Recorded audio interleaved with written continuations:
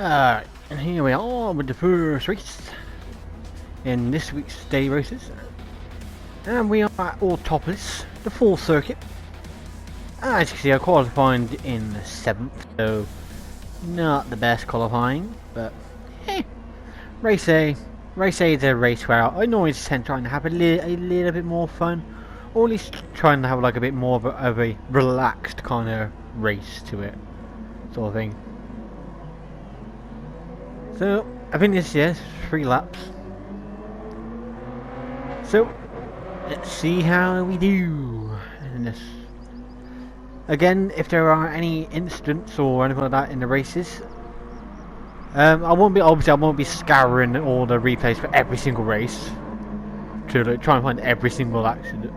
It's only ones that I've seen or became a part of that I would think I would look at, kind of thing. And already you dropped down to 8th place. But again, having a bit more of a relaxed race, a bit more of a, well, I can't really say fun because we're not exactly an amazingly fast car at the moment. So, but a more relaxed and chilled, laid back kind of race.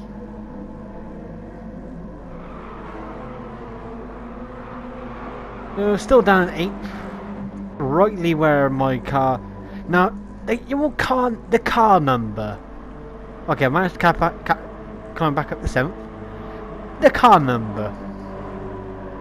It still does not make any goddamn sense to me, and I've pretty much given up. Oh, Spanish guy going in for a dive. Fair enough mood, but unfortunately, kind of lost it on the exit. So, all in all, a pointless endeavour. But now going back to the car number, I've literally given up on trying to work out on how the hell it works.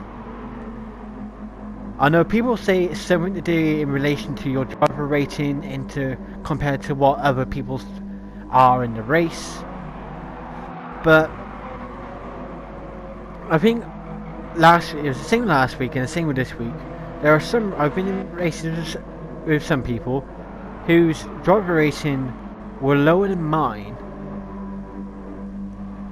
and yet I'm like one of the lowest car numbers. So for example, I think this race, see at the moment I'm in a B class, I'm a B class driver rating, and at this point in this one I think there was a E class rating driver, and I think it might have been a C, either a D or a C rating. So there were 2 ratings lower than me, yet I'm the 2nd lowest car number. So I don't think it's directly, driver rating might have something to do with it, but I don't think the driver rating is obviously the main factor. There's something else, but I literally have no idea what it is. But now going back to the race, still in the 7th. But I think at this point, 8th and 9th, they've kind of fallen back. So at the moment, they're not really that much of a threat anymore. And it's like, meh, nothing to worry about really. So yeah, unfortunately, this first race, not the most eventful. You could probably have a guess on what the most eventful race was just by the title of this video. So, but we will get to that race. But we'll get to that race at the end because it's the it's the longest race and the most stuff happened in it. But no penalties, it's a good thing. So I'm not gonna lose any time, lose any ground. I think in the end, the Spanish driver in 9th place, he does leave. I think in the end, I think he actually leaves very shortly. I think anyway. I'm not 100% sure, but I think. But I know he does leave in the end. But I'm trying to keep up with like 6. Keeping up with pace of them, which I seem to be doing. I seem to be doing that alright. Yeah, the Spanish driver in 9th just left. But I don't need to worry about that driver, I need to worry about where I am, which is still 7th. And wasn't really finding, at the time anyway, wasn't really finding any good opportunities to overtake. Wasn't really in a position to be able to pull off a potentially risky move to overtake. So we're coming up to the last lap now. So let's see if we can make any ground on anybody here.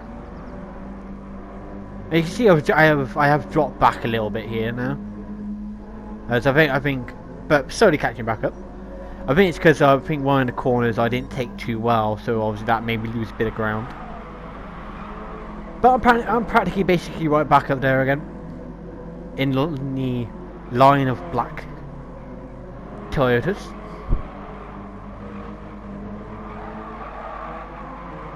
So obviously lost a bit of ground on the French guy, but I'm basically up there with the Brit. Did try to do like an undercut there to take over, but unfortunately I just didn't have the exit speed. So unfortunately that was probably my best opportunity to overtake somebody at that point. Probably actually throughout the whole race, but unfortunately just didn't have the exit speed on that corner. So that's unfortunately why I didn't have the chance to overtake him. Unfortunately. Going around the hairpin. I tried to take that corner a little bit differently, but I think in the end it was slower. Yeah. So not much I can do. We're going up to the last few corners.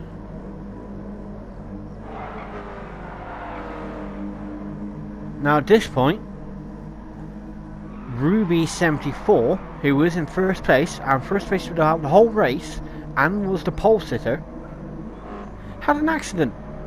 Something happened. And unfortunately he dropped right back down to 7th. I was the last person to overtake, and unfortunately he just didn't have enough time left to be able to overtake. So I bring it 6th home. I come home in 6th place. So all in all, I raised 1 position throughout the entire race in the way of at the end. So we'll have a look what happened to Ruby in the incident analysis. So now on to race 2. Alright, here we are at the Autodrome Lago Maggiore GP circuit. This week it was in Group 3. Now you can see I qualified in 9th, so again, not the best. I did do this race once before in the Porsche 911, but unfortunately had a bit of a problem with the race.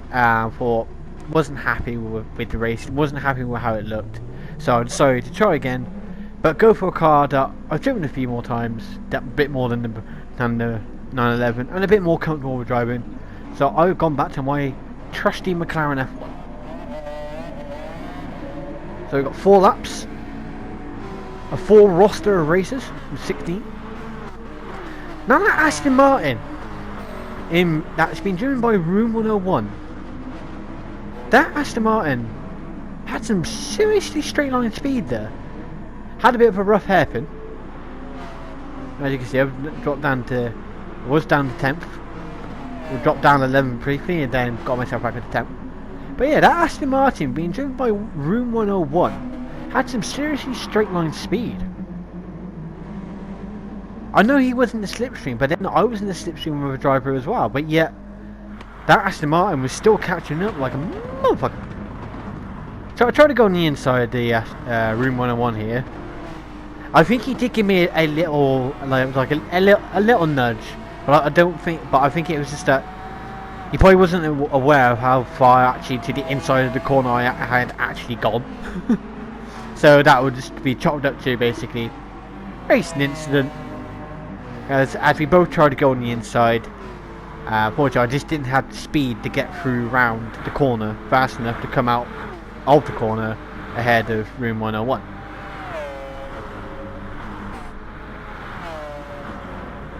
So coming up to the bank corner, and round we go. Yep. Now there are some points in this race where I would have believed I would have got a penalty, and yet I didn't, and I literally have no idea how the hell I got through all of that without the penalty. I can't actually remember if I actually got a penalty in this race at all, I can't actually remember. But we'll find out. Cut the last couple of corners. And still down in 10th. But as you can see, I'm car 16. Now I'm pretty sure there was actually some C-Class drivers in this race. About 1 or 2 C-Class drivers. Yeah, still at this point, I'm still a B-Class driver. And yet, I'm car 16. Out of 16. It doesn't make sense. Now, there was an incident there which I didn't see. So that's an incident that will appear in the incident analysis. So we can see what happened. Fair enough, the accident itself didn't affect me, but I want to see what happened there. I'm curious. Okay, I've seen it already because I've already done the commentary on it, but I want you lot to see as well. You know, because have a look at some of the incidents that happened throughout this week's daily races. So thanks to that incident, we do manage to catch up a little bit, and we do manage to climb up to 8th place. We're still behind room 101. But I am now part of a Spanish sandwich.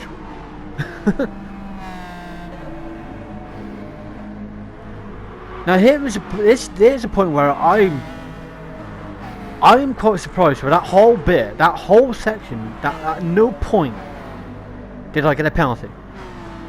Because I took one corner which was definitely a cut of sorts. Definitely a cut. But apparently it wasn't that much of a cut at all, apparently. According to this. And then, yeah. Right there. How on the hell did I get through that S section, basically going off the track at one point and not getting a penalty, and then do that bank corner, do what looks like a big cut on there, and not get a penalty? I know obviously this thing does have track limits, but surely, definitely on that bank corner, because the game may have chalked up the other one. And after the S section to its be me generally going off because of accidental driving, or basically I was just going a little bit too fast, so it didn't calculate it out to be worth it being a penalty. But that back corner, how I did not get a penalty there, I do not know. So really on that lap there, I got very lucky. I reckon. And there goes Williams. Williams 1990, just straight into the wall. We won't be looking at that one because I got everything. He was just probably just going into the corner too fast, and just went off a bit really.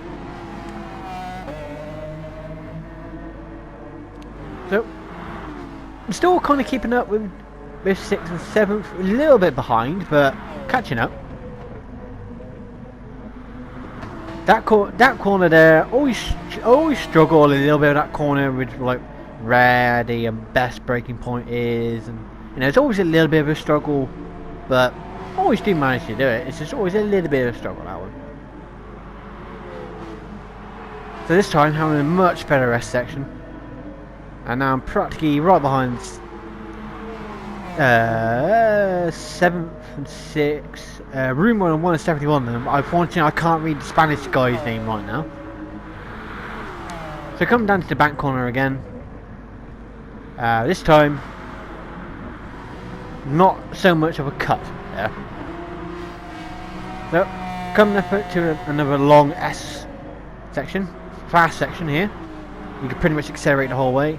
Maybe a little bit of lift. And then there was an incident between room 101 and the Spanish driver, whose name unfortunately I can't read right now. So we will be looking at what happened there. I have my own thoughts on what happened. Lucky enough I didn't get a penalty there, but I think it's because I still had some 2 of my wheels were still on the rumble strip. But thanks to that incident between room 101 and the Spanish driver, whose name I can't read, or couldn't read, I've now climbed the 6th place, and we're on the final lap. But again, that incident with room 101, we will be going through that in the incident analysis and have a look at that. But now back to the lap now. Can I gain any more positions, or do I finish in 6th place like the last race? Dum dum dum, we shall see.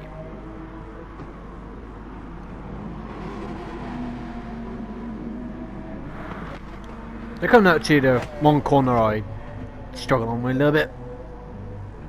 But we seem to get around it alright. Not me, I'm not going wide or anything like that. Coming up to the S section again. Any incidents on the S section? So around there fine. Got around there fine. Around here fine. So, nope. Did fine on the S section. And then followed by the next one. What looks like a little bit of a tiny little cut, but only a very little teeny mini cut. Little teeny mini cut. Now onto the bank. There we go. And nicely done, I reckon. I reckon that was a lovely bank corner there. Going to the fast section again. If you do need to slow down a little bit there, all you really need to do is just ease off the accelerator a little bit, and that's it. No need to worry about braking. Coming to the last couple of corners. Does anything happen? Do any other drivers go wrong? And coming to the last corner. Not close enough to catch up. So we come home in 6th place. And there we go. My fastest lap being 2 minutes 403 seconds. So, on to the last upon a race. The death race. Alright, welcome to hell. Okay, this race in itself was not terrible. But it was also at the same time not amazingly great. It got very messy in some places. And some of it, yeah, I will say some of it, yes, was my fault. And some of it was probably more generalised racing accidents. And some of it was, just down to messy driving from part one, me, and two, maybe a few of the other drivers. You know, it was a bit.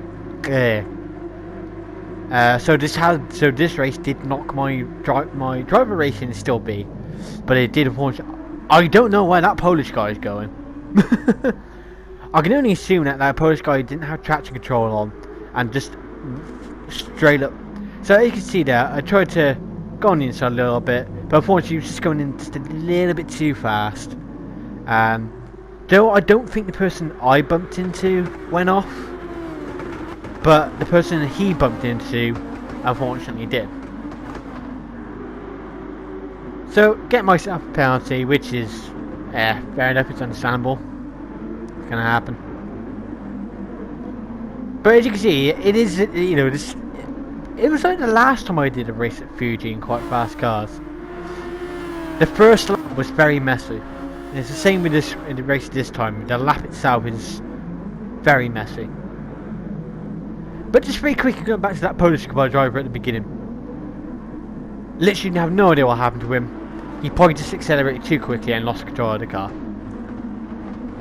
But as you can see, I've got myself a 3-second penalty. And after all that, I did manage to climb up to 7th. You can see quite a few people there got a penalty.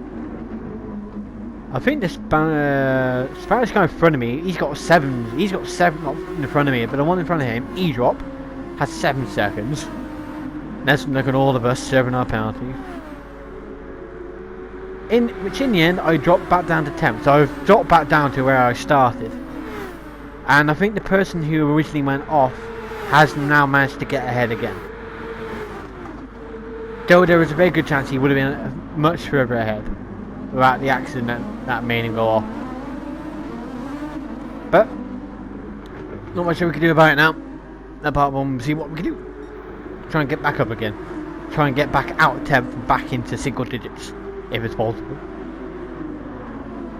So I think the second lap is a lot smoother. One guy going off there, flying off by miles, which I believe that got me a 1 second penalty. Now, I'm not going to look at that. I'm not going to look at that incident because it's pretty simple. The guy lightly tapped me, and he went off. Despite the fact that I was on the inside, he was on the outside. So, person herself, should I got the penalty? No. personality out, but it was just a racing incident. But unfortunately, the game wanted to punish me for it. And gave me a 1 second penalty. But at the end of the day, 1 second penalty, yeah. Yeah, it was annoying it was a little annoying during the race because obviously, you know, you're in the heat of the race, so the little things like 1 second penalties, 2 second penalties can sometimes get a little bit annoying, can be quite irritating. Yeah, looking back at it now, it's like, I guess there's only 1 second penalty. But at that point during the race, it was a bit like, oh really, come on, you know, because you're in the heat of the race, so you don't really want anything to hinder you during the racing. So on to lap 3. I got E-Drop behind me, and I think the guy in front of me, his name is something like it's like JP Grut or something like that. French driver, but I think it's JP Grut. I'm just gonna call him JP. So got J. See, now I'm part of a French sandwich because I got JP in front, who's French driver, and Wake Up 01 in 9th behind me. So I'm now. So whereas originally in Maggiore I was part of a Spanish sandwich, I am now part of a French sandwich. I like sandwiches apparently. Now, Wake Up here, he's got the inside, but I'm trying to sort of go the outside, but he's decided to be a little bit of a douche. And yeah, he doesn't cause me to go off around that. But as you can see there, he did try and nudge me out of the way and actually try and make me to go a little bit wide. So, you know, he's being a little douche, not a big douche, just a little douche. But I'm still part of that French sandwich because I managed to get back past Wake Up. Watching here, just go on the Astro a little bit, lose the back end, and Wake Up is able to take over. And you can see that it gives me another little douche tap. Now again, yeah, right now it's like, yeah, it happened. You know, if it happens, it happens. Blah blah. But I was at that point, I was like, what are you doing, mate? What the fuck are you doing? But, coming up, now long corner. Long corner. Got on the inside. And get past that Wake Up. Now, I go off there. Now, lucky enough, I don't lose any ground, really, in the positions. Because I'm actually able to overtake Wake Up. But I will be looking at that we'll look at that in the incident analysis, because that is a point where I don't think anybody got a penalty. Yet I was hit off there. It wasn't a hard hit. I know it doesn't look like that I was, but the incident analysis will explain. But unfortunately, nobody got a penalty at that point for that. So it's kind of like, really, it's more of a question of the person, which I believe was Wake Up, hit me off there, should he have got a penalty? But not much I can do now, so back to the race. So we managed to climb, now we're on 8th place now. Still part of a French sandwich. I seriously like this French sandwich, apparently.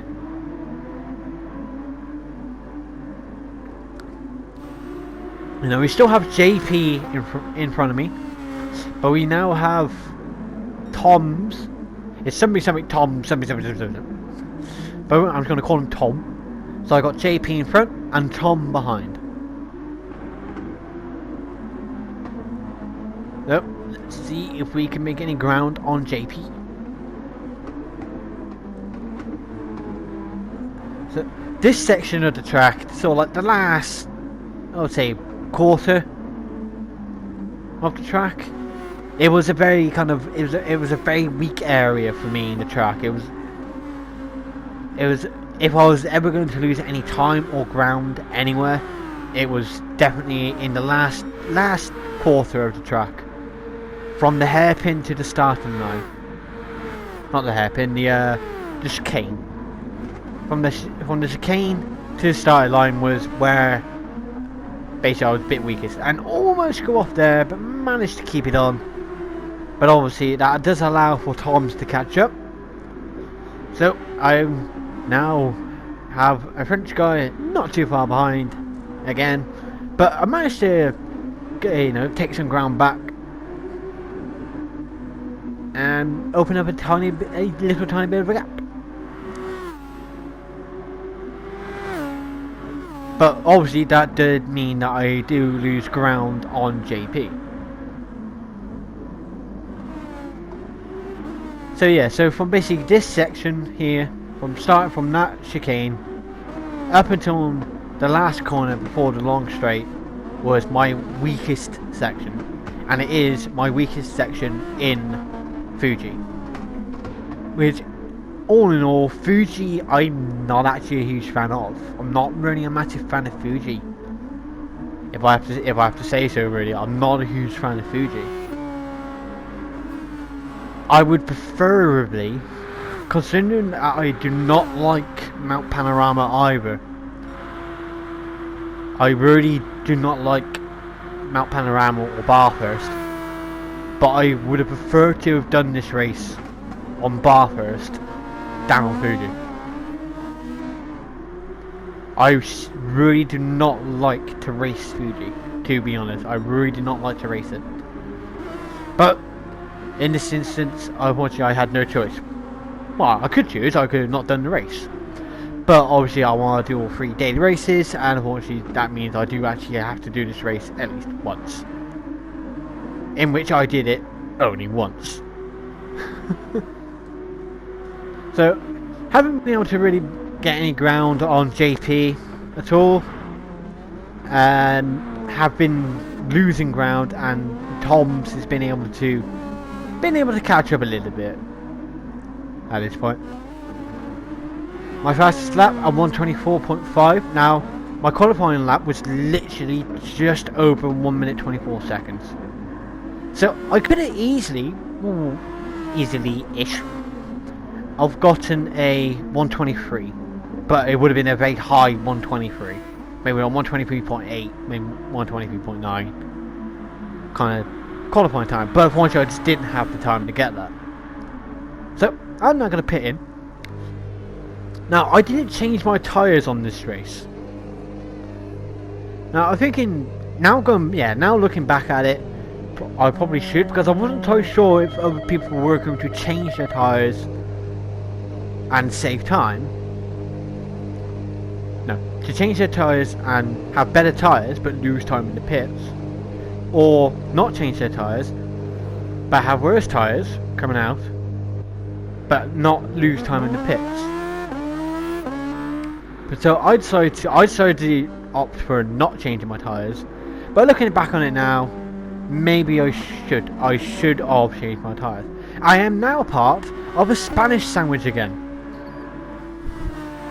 I love hanging around the Spanish and the French. I really do, apparently. But I do have one returning name that I recognise anyway. If you watched my last video, well, on my video of when I decided to come back to Gran Turismo Sport, in the race C, which was I think it was at Sardenga, Road B, I think, in Group 3, I had a Spanish driver who I called C3 because I have no idea I couldn't read his full name at that point. Well, we have C3 back in this race this week, and C3 at the moment is currently in 7th place.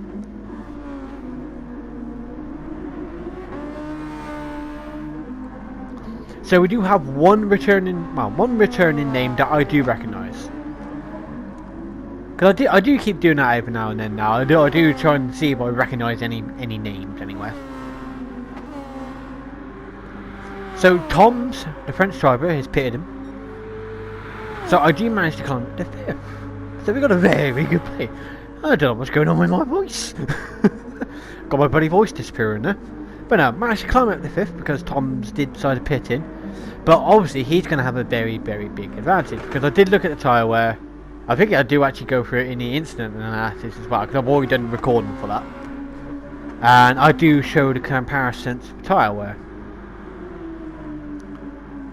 So I think in way to that, apart from the first lap at T1, me not changing my tyres was probably my downfall.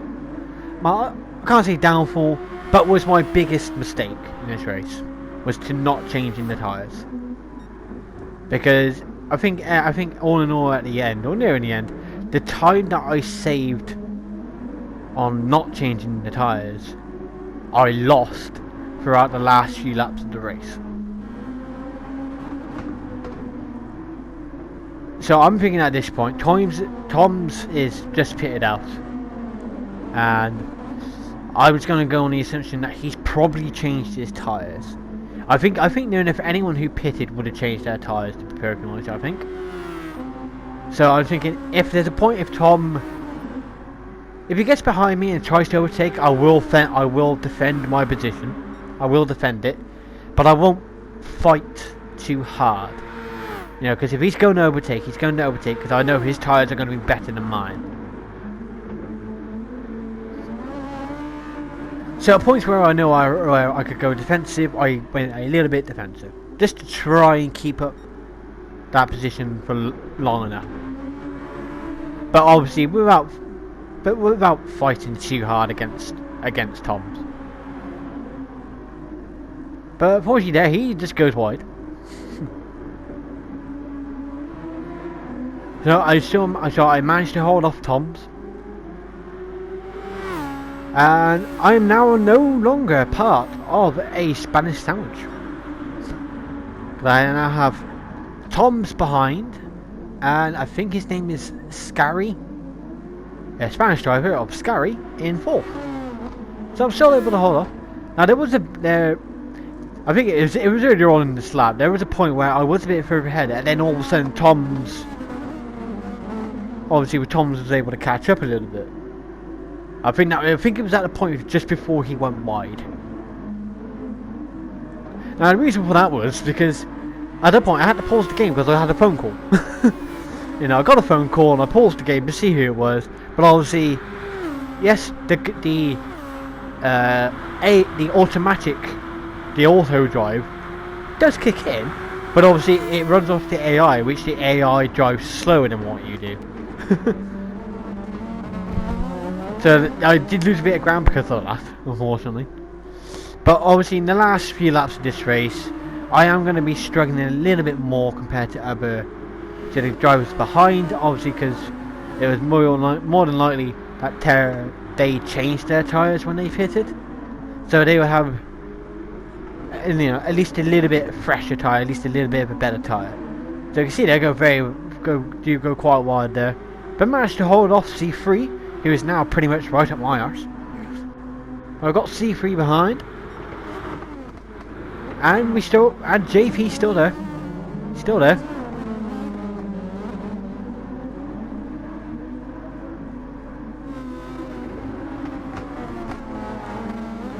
So at this point, I'm also thinking, if C3 gets past, you know, I'm going to defend against C3, but I'm not going to defend like it's like my life depends on it.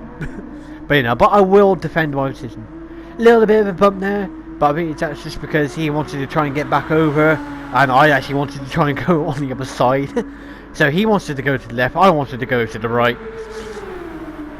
Just a little tap there, but lucky enough, no major incident. So I had to go for the defensive line here, and it does work, and I do get back up into 6th, and get my 6th position back. But still being a little bit defensive, but obviously not overly defensive, but defensive enough. Coming up this corner again, and a bit better, not so wide that time, though albeit may have been a little bit slower. Now going up to my worst bit of the track now. I really do hate this bit of the track, I really do. So can I hold off C3? A little bit squiff there. This bit here was always a little bit bloody squiff as well. Sometimes I pull it off alright, sometimes a little bit slow, sometimes go a little bit wide. Now he didn't. Now I'm going back on the inside. He's already on the inside, but he doesn't have the speed to overtake. But obviously, try not bump him off, but let him know that I'm still there and that I'm still fighting for him. Basically, against him, for him to stay the foot back. Which he kind of does. Obviously, go defensive again just to make sure. Fortunately, just run a little bit wide, lose the back end a little bit. JP Grunt does manage to get past. Now, unfortunately here, I get a 2-second penalty. Now, we will be going through that again. That one in the incident analysis. As I get why I got the penalty, I understand why I got the penalty, but it's more of a question of could C3 avoided going off at that point. But we will save that for the incident analysis. So obviously at this point, we're near the end of the race. I get that 2-second penalty. Yep. At that point in the race, annoying. annoying to get it, but not a lot I can do. So I'm thinking that lap 14, I'm just gonna have to push. Now I do get a little bit of a godsend because unfortunately C3 does make a little bit of a mistake there. So he's not going to be going past as fast here. But unfortunately I do drop down to 7th. And I can see that Scary was coming up right behind me. So, going defensive. But also at the same time, I know that Scary also pitted again. I think Scary pitted twice. As to why, not 100% sure. But he pitted twice. So I know at this point he's going to have fresher tyres. So again, defend. But if he's going to if he pushes to get past, then I will not fight against that because there's no point, because his tyres are going to be so much better. So at this point, he goes for the overtake and it's like, right, yep, off you go mate, I'll let you, you get on by. There's no point in me fighting against that. It's going to be pointless. So you can see first and second have now finished. So we're in the final countdown. But no. So can I gain any possible position? Possibly. We'll have to see.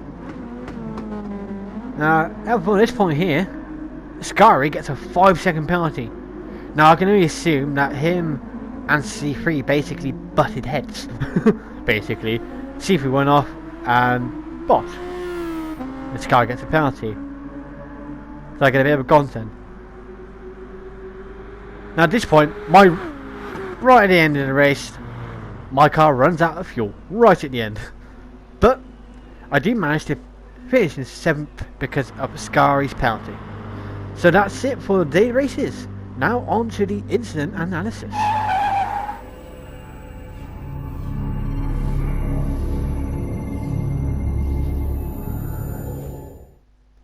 Alright, so we're going to have a look at Ruby 74 with what happened to him.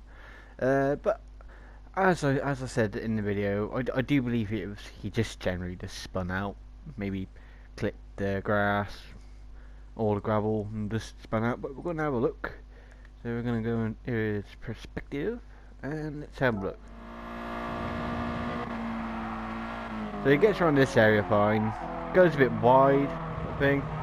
Yeah, just ran a bit wide, clipped the grass, and generally just spun out. Then obviously got reset, a bit of a slow start, and I finally take advantage of his ghost. Get past, and there you go. So yeah, nothing, you wouldn't know, nothing crazy, nothing like, no dirtiness or whatever like that. It was just, fortunately clipped the grass and spun.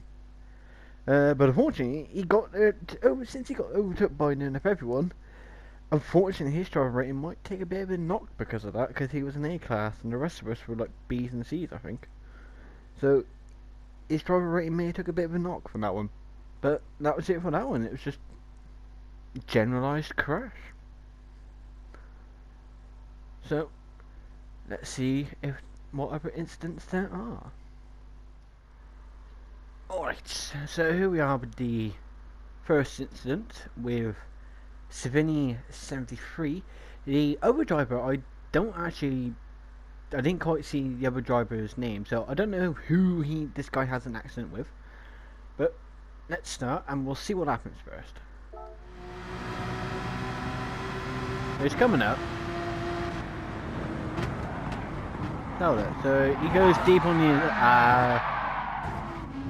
right, so it's pretty simple. He wants to do an overtake, which he wants to do an overtake, pushes it into far, so he wants to overtake, and he just executes. He just basically all he's done is just executed the overtake very poorly. And now I don't know if he was just going in too fast to do that overtake, or if it was, or if it was an intentional thingy. But personally myself, I think he wanted to do the overtake, but executed it very poorly, and basically just crashed into Ghost Rider ZA88. And that's basically it for that one. Pretty self-explanatory already. So now on to the next incident, which almost claimed me. Alright, so here's the next one that I almost became part of, but lucky enough I just got a little tiny tap. Though I do believe I thought I was going to get a penalty from that, but I didn't. So I'm looking at it from the perspective of Room 101, because I've got a funny feeling that he was in the wrong here. From what I saw in the race, I've got a feeling he was in the wrong, but we're going to look at it from this perspective just to see. So he's gone inside. Yeah. Fucks himself over. Fucks over Loco. Lucky enough, Loco does get his position back, but then Loco has another spin out, but this time, the secondary spin out was his fault. So we're just gonna have a look at it from Loco's, and it's just like, he's driving along, and he just gets pushed.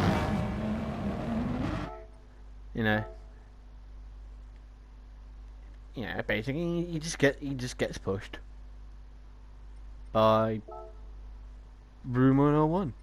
And then, okay, I hit him on the way past, but it's just like I'm trying to get past him at that point. I think he's slightly coming out at that point, and I just didn't move over just enough. But so it's a bang bang. Yeah, because it's like his front end's coming out at that point, kind of thing. His front end's coming out because of all the hitting. I always just bump into it. If his front end didn't come out at that point, I probably would have been able to get past him without scraping him. But you gotta think I'm looking at it from this perspective. So and yeah. But at least that's that one solved. Room 101 basically just Loco had the line, and Room 101 should have just backed off. But he didn't, and basically it's just, even though it's not it wasn't a hard push, but a push is still a push, and it basically completely buggered them both up. So that's that one done. Right. Now the question is, will there be more? Alright, here we are with the incident where I'm thinking, should the guy who hit me off at the chicane got himself a penalty? Because I don't know if he did or if he didn't. Because I don't remember seeing the person with a penalty. Now, it was Wake Up 91 who ran into me, and I'm pretty sure he didn't get a penalty for this one. So we're just going to go and quickly go to his point of view, and let's see what happens. So You can see me there. You know, come around. Trying to come around. I go on the inside. I've got the inside. You know, he's not trying to do anything there. So, you know, it's very hard to see what's actually going on there. It's very difficult to see what's going on. Because... Alright, so... Just carry on for a second.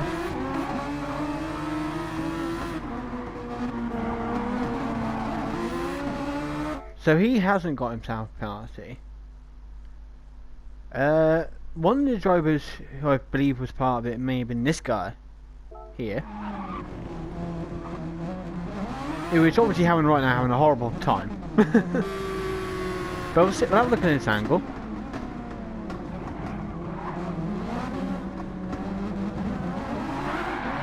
And he didn't get a penalty, but he does go off there. So now I'm going to go back up to my angle on this.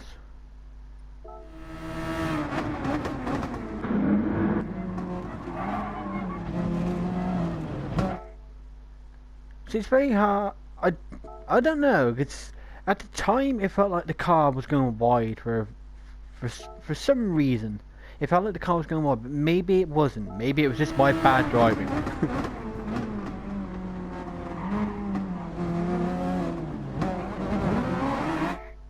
So, I don't really know, because it does look like Wake Up 91 does give me a tap.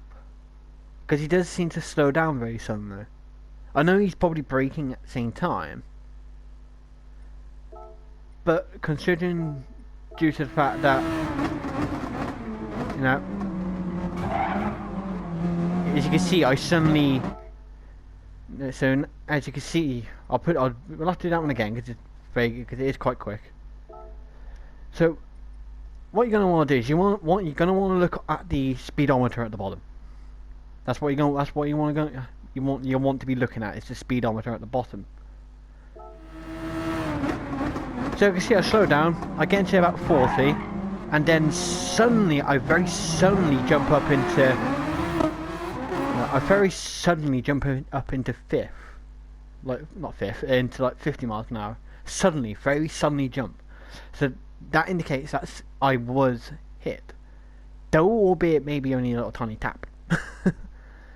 And that's the only reason why I could think of why Wake Up, even if Wake Up 91 wasn't the cause, and he was also actually hit behind by the this guy, E-Drop, it still would have been Wake Up 91 who got the penalty, but he didn't. So I just don't know if the game didn't register the tap, because maybe it was only a very light tap. But do you think he should have still got a penalty at that point? Or, due to the fact that I managed to get past back in again in the end anyway, do you think it's, you know, it's nothing worth to be worried about or bothered about or that? I mean, personally myself, in my opinion, yes, he should have got a penalty, because it did make me go off track. But like something like a 4 or 5 second, nah, not a 4 or 5 second penalty, maybe a 2 second penalty. You know, because him bumping into me did cause me to go off the track, but it wasn't a severe punting or ramming. Let alone, I don't really think it wasn't intentional or anything like that at all. So should he got a penalty? Personally myself, yes, but if he did, then maybe just like a 1 second penalty or 2 second penalty or something like that. A very low ended penalty. But that's it for this one. That's that looked at. So now on to the last one we're going to look at, which happened a little bit near the end of the race. Alright, so this is going to be the replay at the point on lap 13 where I get the 2 second penalty. Now, I understand why I got the 2 second penalty, because C3 went off. He did go off, but this is more of a look to the question of, could he have easily avoided doing this? We're coming up. I go on the inside. He goes flying right on the outside. Right, so yeah, he's trying to get on the outside, which is fair enough. That is a fair enough move to try and go around the outside. That's a fair enough move to do that. But should see,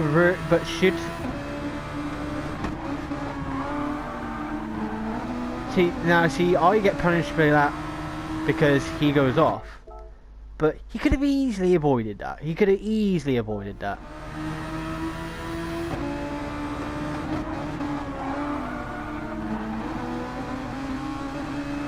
I think really he just goes in a bit, he goes in a little bit too fast. I think he gets just a little bit heavy on the turning. This is why he goes into me. Because he's got all that room. And then he just goes off there. So could he have avoided it? Yeah, he could have avoided that very, very easily. Okay, there is a good chance that he would have overtaken me in the end anyway, because for example, look at the difference in our tyre wear. Because obviously I decided to not change my tyres. And even though our lap times are very similar in some aspects of it, but he probably would have most likely overtook in the end anyway, personally. But it's more about the principle of he could have easily avoided going off there. Very, very, very easily. And very easily avoided hitting me. So do I understand why I got the 2-second penalty? Yes, I do. Should I have got the 2-second penalty? Really? To be honest, I don't think it was really worth it.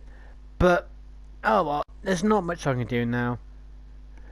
But I still managed to end the race in 7th, so that's a fair enough position considering on how the race was. It was the Fuji death race after all. Yes, some of the incidents that happened in my race, yes, some were my fault, some were other people's fault, or could have easily been avoided. But again, that's racing. Sometimes, especially with, obviously with online game racing anyway, not so much real life, because real life, your life is actually on the risk if you try anything stupid. But that's just the nature of online game racing. You're gonna have these kind of things happen. So I'm going, yeah, he could have easily avoided it, la la la. So I wouldn't have got 2-second penalty. But at the end of the day, it's what happens in races. But it's just my fault in the way. So for this incident anyway, that he could have easily avoided that. And in the previous one, is yes, I think the guy should have got a penalty.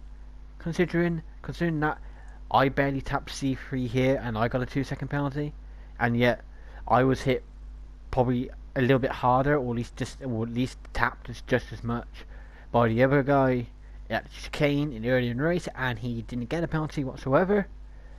But that's the nature of the racing on this. So all I can say really is just, oh well. That's my thoughts. That's my thoughts. That's my opinions. That's what I think. Let me know in the comments below what you think. And either way, I still finished 7th. So at least I wasn't stone dead last in the race.